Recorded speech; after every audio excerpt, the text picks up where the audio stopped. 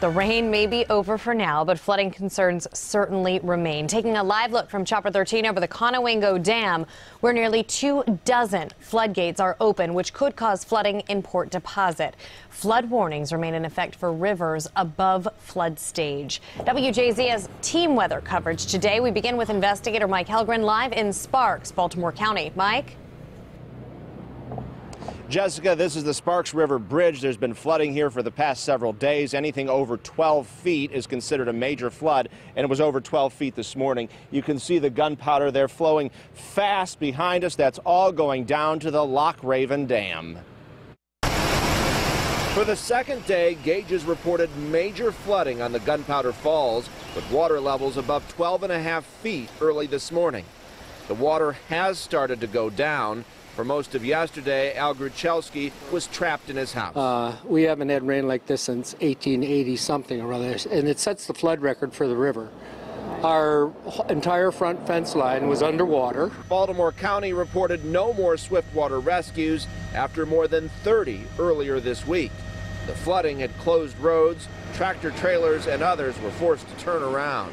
Coming down here, nope, I didn't expect this. Just to the north, Hershey Park closed for the third day as the historic flooding inundated southern Pennsylvania as well, closing roads there and opening sinkholes. We're in a neighborhood where it's just happening and you just never know when you're going to wake up and have this in your backyard. If it collapsed that easily overnight, who knows what it could have done during the day.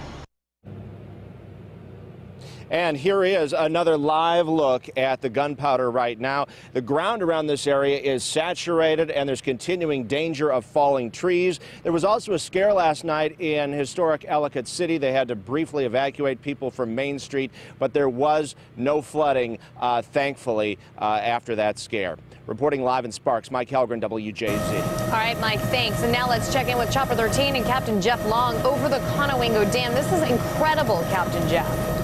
This is amazing. We've been here before when the water is barely even moving through here.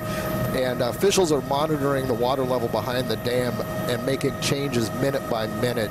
And the latest official number of floodgates that were open is 19. We actually looked down there and counted 20 of them. And they're telling us that by early tomorrow morning, it could be as high as 24 to 27 gates open.